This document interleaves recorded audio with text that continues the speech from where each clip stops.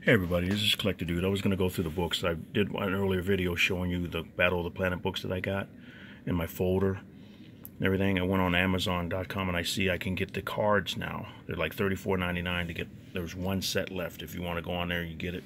I didn't take the leap, but you can get. They're like 40 cards in a box or something like that, or 7 cards in each pack or something like that. It's maybe more than that. It was like $34.99 to get all the cards and everything, and I guess they're all complete. Some of them are autographed or something like that. You can put them together in your folder. It's supposed to be 72 cards all together or something like that. I thought that was cool. But this right here, though, I checked on mycomicshop.com. There's some more covers I can pick up because I want to pick up this whole set of books because I love Battle of the Planets. I'd love to have one of the ships and everything, the Fiery Phoenix or something, or just the ship that they had. It'd be cool to have a model of that. And some of the action figures that they did, if they still got them out. I think you can get them on maybe Amazon, but I didn't check for those. But I just want to go through this sketchbook real quick. It's not that big. I was like, wow, it's only like 4 or 5 pages long. But the Fiery Phoenix is back. G-Force flies again. Artwork by Alex Ross and Wilson Tortosa. Battle of the Planets sketchbook preview. So, let me show you. Open this up and look at this. Well, here it is here. The super team known as G-Force, Mark, Jason, Keop, Tiny, and Princess are the only thing that stands between us and evil Zoltar and the soldiers of Spectra, who are bent on our planet's utter destruction. Battle of the Planets. Cool. This came out in first printing. It's come out in 2002. I said it was an exclusive book you could get,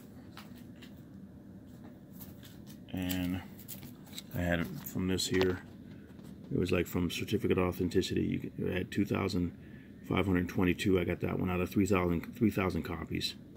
So I'm not sure how many more are out there or who people got them. Obviously 3,000 were made. So that's what they said. I got 2,522. But okay, we're going to look through this.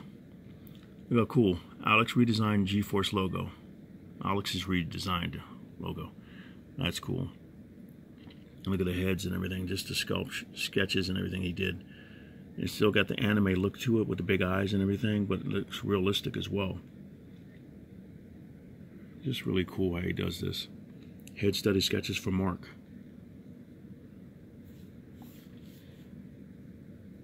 And there's Jason down here. Oh, cool.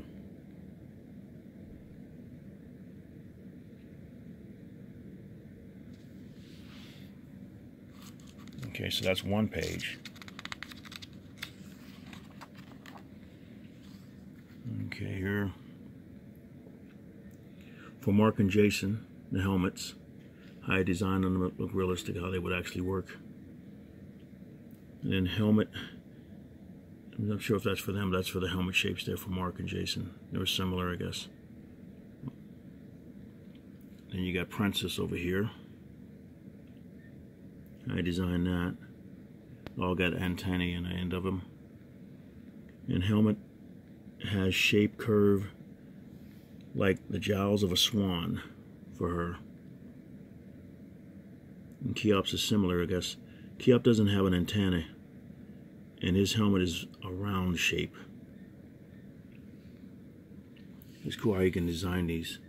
And this is for Tiny only. Alex's helmet references sheets for Wilson. That's cool. Just so he knows what it looks like. And down here, Alex is a detailed art director with precise notes and a vision to stay true to the original cartoon. He keeps us all hopping to maintain correctness in all likenesses. Here we see more of his character sheets and notes to Wilson Tortosa, the artist. That's cool. He looks just like the cartoon. Now the villains. Commander Korak.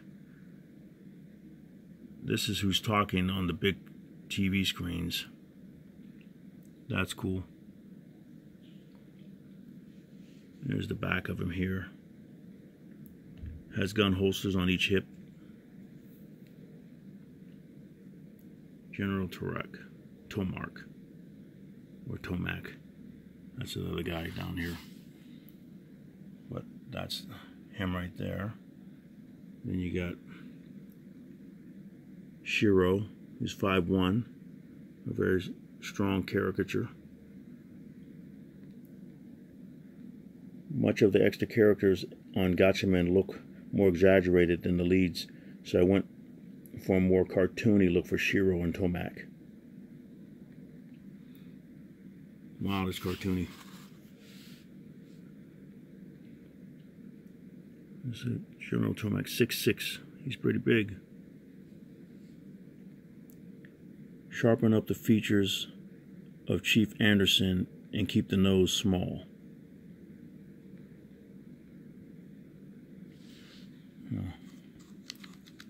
So that's that. Go to the next page. And we got a big poster design he made here. Other mechs are in the background, it says on this. That's cool. And you got notes and layouts for the splash pages of issue 1. And then leave room for their logo. He's got that in there. And down here, let the heroes engage the enemy. In this shot, it says, sorry. But down here, you got possibly add more mechs in shot. We will add sound effects to script, page 4. So let's say working behind them as dust clears.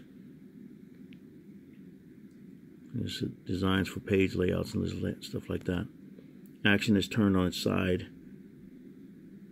to amplify the kinetic energy, it says. That's cool. Battle of the Planets, July 2002. And then over here we got, that's a cool mech. You don't have to use the design exactly, but I was thinking of a more functional car-like mech suit. This clearly shows a pilot and a cockpit canopy. One arm has pincers. I don't draw guns very well, but I figure that a whole arm that is a what does that say?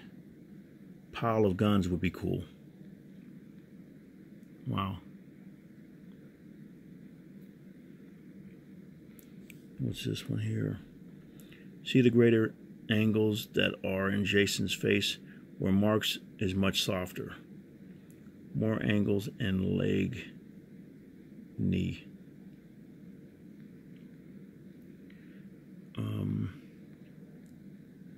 Compare face details to model sheets of Tiny and be careful with his nose so to not let it get too pig-like. Check gun against new reference you should have received by now. So he's been working with this guy for a while. Tiny has a gun holster as part of his belt. Check the model sheets for details. Wrist bends back on right hand. Over here, arm and wrist on left hand, on left flows forward with more ballet-like elegance. Let's see down here. Mask bill is turned up a bit more. Thinner legs on Princess. Chest comes out more on Mark. You see, look at Keop's cape from the pencil guides to see how there's two long feather tips in the center that mimic the swallow bird's wings that he's based on. More angular foot, legs, and feet on Keop. Shorter toes on everybody, it looks like. Accentuate the angular nature of how their legs are drawn. Let the legs become more graphic and exaggerated. And here it says, face's structure is a a little off. A more intense look is needed here, and the nose needed straightening out a bit more. And hand throws forward with a bit more thrust. And then also here, allow yourself to define their bodies with more straight lines and bold, sharp angles. He designed everything, like to talk with him and tell him what he needs to have done with everything. But this is just awesome to see this stuff. And I know they did the package art, new package art on the Gatchaman series, like on DVD and stuff. I saw it at Half Price Books. I like to pick it up. But that is cool. There's the yo-yo bombs and everything like that she just uses. He has those little darts that he throws or shoots out. And Mark shoots throws those stars or some type of sharp things, and Jason throws those little darts. Wow. That's cool. But that's that. And there's the back. And see, this was the cards you could get. This is what I saw on Amazon.com. You get the cards and everything. Four more packs at no extra charge, it says. But it makes a big poster. 9 special Alex Ross piece puzzle set. Alex's first trading card series artwork in over 5 years. 6 animated cell cards. Not available anywhere else. Plus art from the original animated series. That'd be cool. So that's that. Now let's go into this. This was the half book that I got from Wizard. And this is a certificate of authenticity that I got with it. Everything, so which you could get. It came with a special resealable thing. That wizard on the bottom there was resealable. Really cool. Just a second. Okay, I'm going to look through this book now. This is the Battle of the Planets half from Wizard.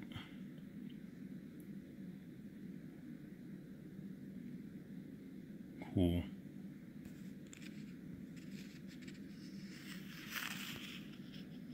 That's a cool. Alex Ross is just so cool how he does that.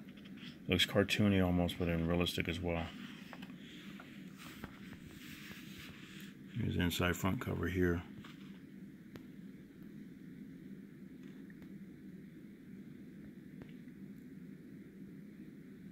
Come out 2002. Here they're talking.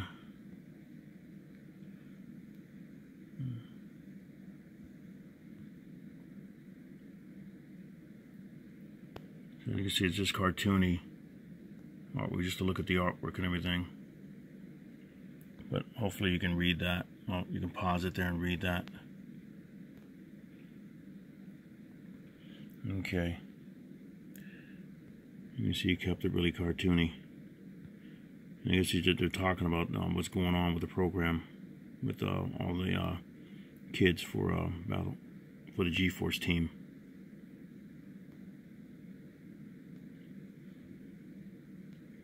And Anderson was on the cover, Chief Anderson. But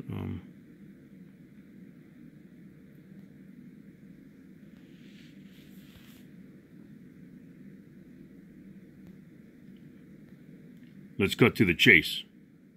I want to know about the Gatchaman. What happened to we?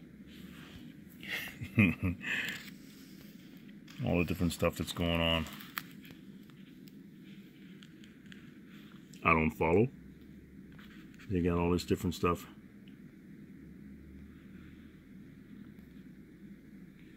Okay. He must have been somebody the government wants to ask him what's going on. He must have been a scientist working with the Gatchaman team, Gatchaman program, and now he's getting interrogated. Oh, Center Neptune 6 years ago. So you worked for Anderson's team as a psychologist. Yeah. He's a child psychologist, I see. certain levels of test subjects. What sort of levels? Okay. Stress levels for 1. Look at them underwater. There's key up under there. Oh, no. I'm my mistake. They're 6 years ago, so they're older now. But Mark at age 12.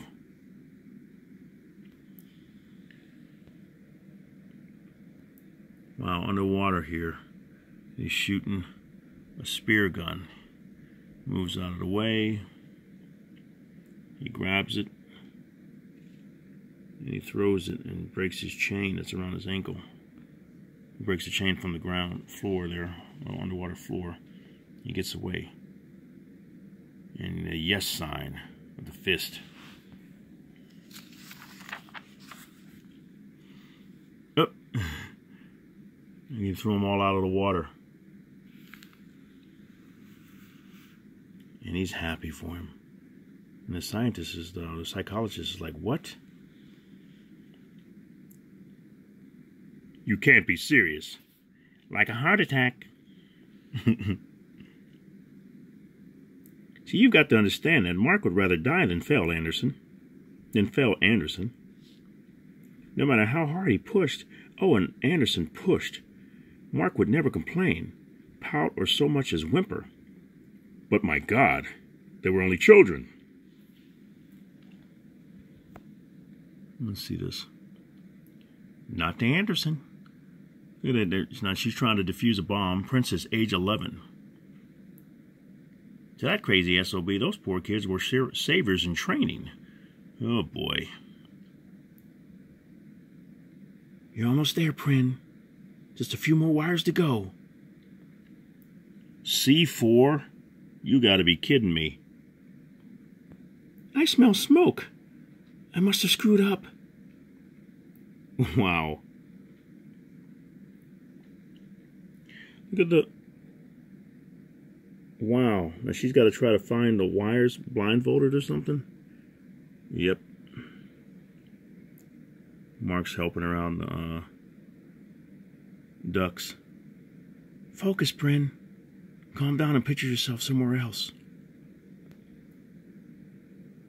Don't worry about the smoke. Now look at this. Now I don't know when that happened. So it must have just started or something there. And just you see it burning through. Now she's got to do a Mission Impossible. Blink. She cuts the wire just in time. Takes the mask down and lands. You did it, Prin. You did real good. And she lands. Thanks, Mark. Tell me you didn't use live explosives. Let's just say I'm extremely grateful that the little lady had very steady hands. Oh boy. A little known fact about Anderson is that he's an extremist. That paired up with his driving nature makes up one serious combination. Now we got Tiny here, age 13. He's the oldest of them, I see. Unless Mark is older. Or I mean, Mark or Jason, I mean. Kid's under pressure here. He's like a pinball here.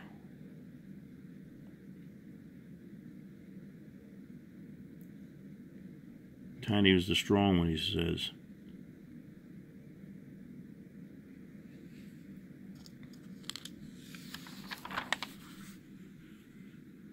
Oop, and he fell. Hit his head there. Thing's coming down on him. He grabs it.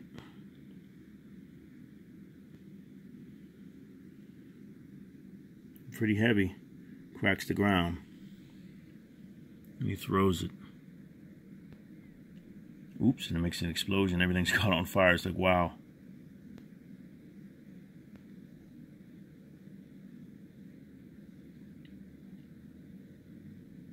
He doesn't like it, I guess. Tiny never again displayed his strength openly. He'd rather have failed than risk destroying something or someone. To this day, Anderson has no idea just how strong Tiny really is. Okay. What about G4, the youngest? How was Anderson with him? You mean Keop? Anderson was still growing him, but by the time he was old enough to be trained, Anderson had worked out the kinks in the program. Wow. So he was like a test tube baby or something like that.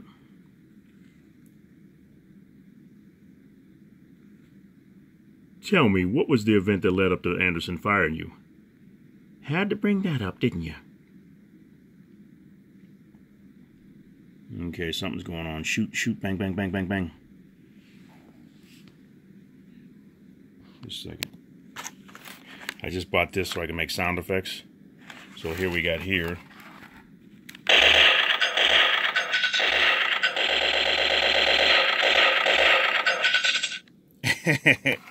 So he's shooting all these holes in the wall here.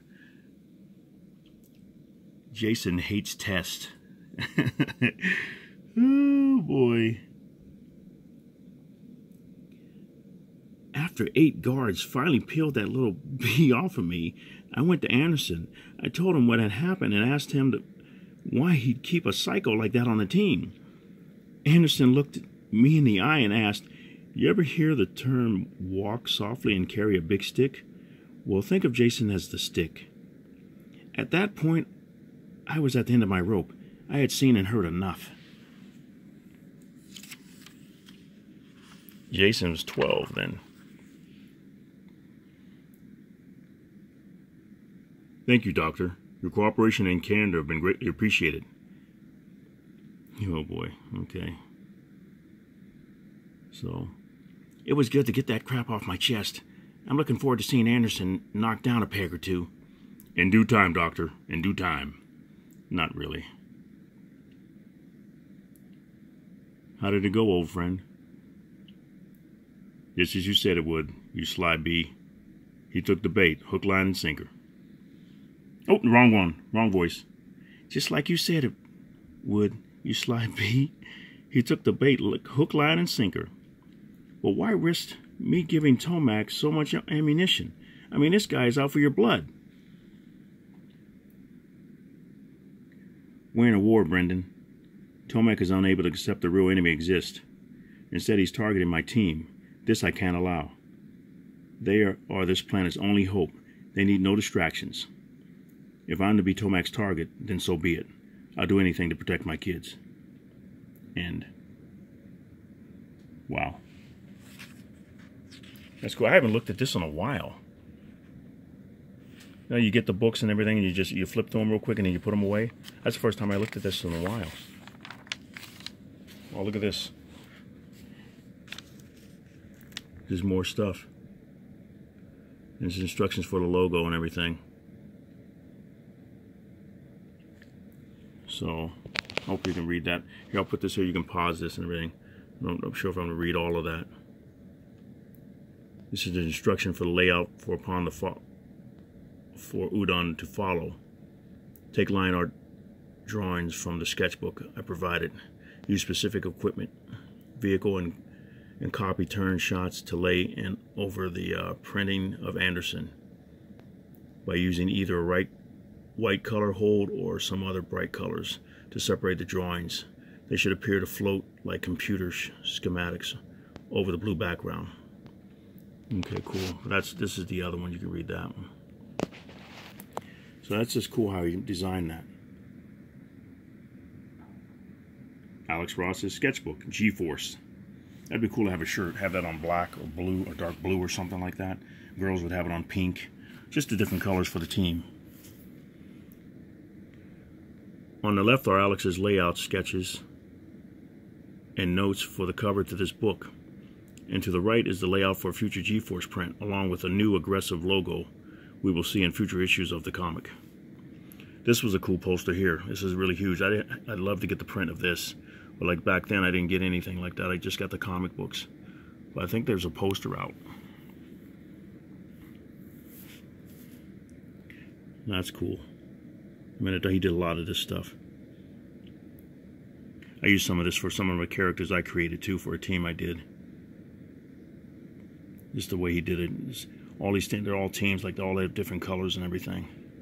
Like the Mighty Morphin Power Rangers and stuff like this. The Turtles, everybody has a different color. That's cool.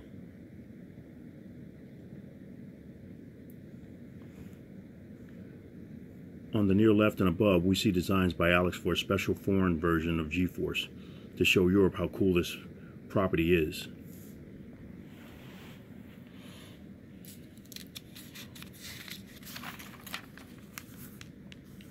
We got, on the left is Alex's first attempt at the BOTP cover for Wizards Anime Invasion magazine. Cool, cool, cool. Battle of the Planets. There he is. To the right is the second approved version that was seen fully painted on the cover. Cool. Awesome, awesome, awesome. Let's see what we got here. Normal. Basic shape of mine is all complete curves.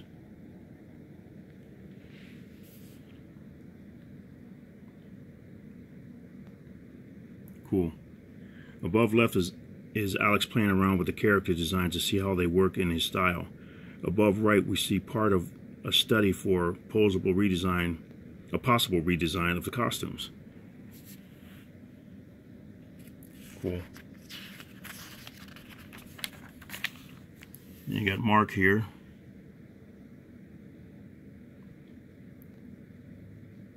That's awesome.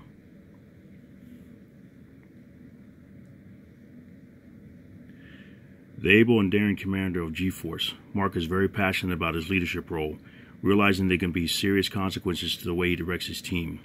Mark's last name and much of his personal history is unknown. He believes himself an orphan and was raised from childhood to be a part of G-Force. Mark, like the rest of G-Force, the G-Force team, has been given cerebronic implants to increase his endurance and strength. These implants grant the team a great advantage in speed and agility, especially apparent in their skirmishes with Spectra soldiers. Mark is an expert in several styles of combat. His personal weapon is called the Sonic Boomerang. This small hand-thrown weapon uses sound waves to knock people out. During his normal life, Mark lives as a private airfield and works as a test pilot. His standard prop airplane can also transmute to become his powerful high-speed G-Force vehicle, the Summit Jet. That's cool. We got Jason over here. Look at the different colors. You would think you put all the different colors. They got a brown and blue. Then you got black and you got red in there. So many wild colors. Like, he makes a little bit more sense. And then you got all the colors over here and everything. It'd have been better maybe if he was dark blue all over. But it's still cool. I mean, it's just amazing. You wonder what the colors they pick out. Like back in the 40s, 30s and 40s with some of the superhero stuff back then. Like Batman and Daredevil. And they made all the costumes. Made some wild colors on them. Like Batman's first design. I remember Bob Kane, I read an article where it said he chose Batman to be red and gray. And Jerry Finger was like, or was it Bill Finger? He was like, no, we're going to make him darker colors. And they went with that, and you really don't hear too much about Bill Finger, but he was a great influence on how Batman looked. But I read that article. It was really cool. It had an article in Wizard when Wizard was out. Okay, G-Force is second in command. As with Mark, Jason's last name and most of his personal history are unknown. He has an instinctive personality that doesn't always sit well with his G-Force teammates as their administrator, Security Chief Anderson. His attitude, if he were allowed to run with his feelings, would be to shoot first and sort out the details afterwards. His position on the team wrangles him at times, as he feels he could do a better job by leading G-Force, a belief which he does not keep to himself. Jason and Mark are often at odds with one another over command decisions, but they normally manage to work out the differences quickly. But when Mark and Jason work together, they are a force to be reckoned with. Taking advantages of his skills as an expert marksman, Jason uses a special gun weapon that can be used to knock opponents out. The gun's multiple capabilities of a cutting torch, drill, or cable winch have come in handy more than once to get G-force out of tight spots. Jason is a publicly known race car driver when he's not on duty. His vehicle becomes a space mobile race car when transmuted into a G-force mode. Cool. That's cool. I'd like to get some of the cartoons and just watch them again. Ooh, there's Princess.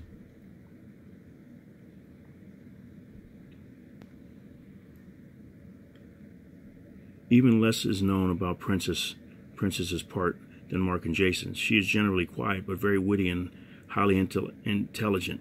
She doesn't always keep her feelings to herself, though. If something is bothering her or she has an instinct about a situation, she lets the team know.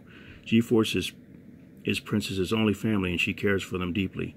She has special feelings for Mark and worries about him a lot. But other than a few hints, she hasn't told him directly how she feels.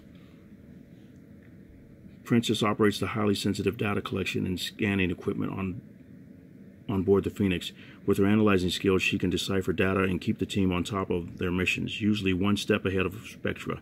In addition to her mental competence, Princess is also a valuable member of G-Force's covert team missions, where her fighting skills have helped save the team numerous times. She doesn't appear to have a regular occupation outside of G-Force, choosing to spend most of her off-duty time jamming on her guitar with Keop in their base's ready room. Her weapon is a yo-yo which contains a powerful bomb. Plus, it's heavy enough for Princess to use as an offensive weapon. She drives a motorcycle which can become her G-Force Galactic Cycle when transmuted. Cool. Now we got Keop here. Look at him. Keop was created in a laboratory specifically for the purpose of serving as a part of G-Force. As the youngest member of G-Force, Keop has a natural amount of conflict in his life. On one hand, he's part of an intergalactic freedom fighting team, but on the other hand, he's still a kid. He tries to balance the two circumstances, but the kid in him usually wins out. He sees Mark, Jason, Princess, and Tiny as his older siblings, and he tries to measure up to their examples. In many ways, Keop is even more impulsive than Jason, though his efforts are almost always done to prove his value to his teammates. Not that he needs to. Everyone on the team feels that he is an irreplaceable member because of his small size and lack of experience. Keop's efforts to impress sometimes lead him and the rest of G-Force into terrible danger. Keop uses a bolo-type weapon consisting of two weights joined by a wire. They can be thrown to trip opponents' feet and thrown at someone's head to knock them cold. Wow. This weapon also contains small explosives that can be detonated via a timer device. Keop doesn't have a job outside of G-Force. He plays drums for fun, accompanied by Princess on guitar, in Center Neptune's ready room. He drives a dune buggy that can transmute to become his G-Force vehicle, the Star Buggy. Now we got Tiny here. Tiny is the only member of G-Force whose last name is known. He's a big-hearted, big-framed bear of a guy who is always happy to help anyone in trouble. He's not the brightest member of the team, but his easygoing attitude and friendly demeanor add an important dynamic along with the rest of G-Force's personalities. Tiny's primary skills lie in piloting, so he controls G-Force's impressive spaceship, the Phoenix. Of course, Tiny feels he never gets enough opportunity to go on actual missions with the team. He is usually kept on board the Phoenix just in case G-Force needs him to swoop in for a last-minute rescue. When he is able to join their missions, his incredible strength is nearly unstoppable. Tiny doesn't really have a job outside of G-Force. Much of his off time is spent in Center Neptune or having fun and exploring with Keop. He doesn't have a personal vehicle either, as the Phoenix doesn't transmute from its normal form. Tiny does carry a small gun, but he's more comfortable relying on his own muscles to dispatch Spectron opponents. That's cool. And this was cool too. Princess Exposed. You could get an Excuses action figure with a motorcycle years ago. You got 7-inch figures. Comes with a cycle and a yo-yo bomb. They were like $14.99 and $19. You can get as many as you want. I'm not sure how many they sold of this. But, alright guys, I'm going to run out of time here, I think. But hope you like that. I tried to read as well as I could. All these different books you could get back then. And here's the back cover. Look at that. Jackie's back, the darkness. Alright, that's fun with that. So I'm going to do another one. I have more books I'm going to show and try to get through all of them. And I ordered some of the other ones so I can do the whole book series and everything. But thank you very much for watching. You guys have a great day, and Collector Dude is out.